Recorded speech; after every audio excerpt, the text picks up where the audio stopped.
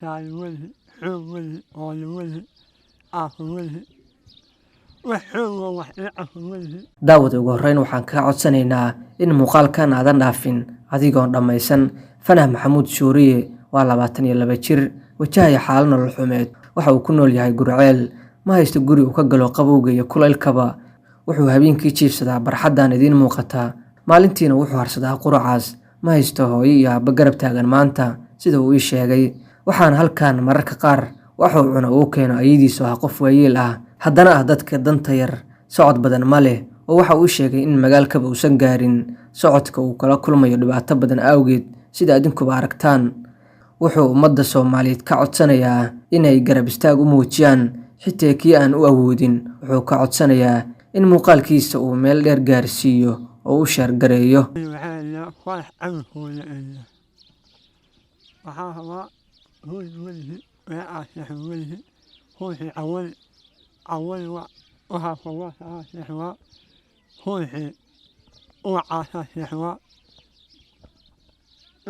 ayuulada cabsisaa ruuxii ay seex u foosaa habeenkiina fawaasa siwaa ruuxii ay hesiida awowaheedna ay seexa iyo ha cabaa waxaasa kuwalahay intaasa kuwalahay waxsay welihi saali welihi xoog welihi ooli welihi aafo welihi wax xoogoo wax ii cafo welihi saasaa u aawaa waxaa hawasha ay ruuxiyaasha caawiyaa waa ku dheh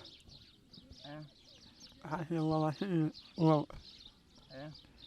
wabasho iyo wabashiya haddii gaari iyo waxay leedahay wax ma qabsan lahayd si weyn aan u cafo waa waxay tahay heer aan wax u cafo ee waay iyo hacawa iyo xoolawa iyo wax aan ku faa'iido ee waay hadda magaalo maadaa way in waxaa socda ilaa aasasa fadhiisa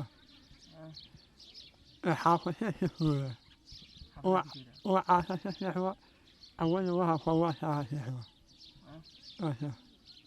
waxaa haqasaa ay caawiyaan ay saali iisanaa ay isoo uwayaan oo ay si faasha ay isoo uwayaan ay isoo uwayaan ay xoolo iyo wixii haysaa ay ii caawiyaan ay saali ay iisaa wasoo.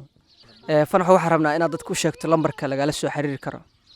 furuhu waa sideed Furuhu waa 8 96 96 92 92 72 lambarkaas ayuu wataa Fanax. Lambarkaas ayaana kala soo xiriiri kartiin, waana kan shaashada ku qoran insha Allah. Waad ku mahadsan tahay sida aad u dhamaysatay muuqaalka. Waxaan filayaa in aad sii sheer garaysay, leegna saartay.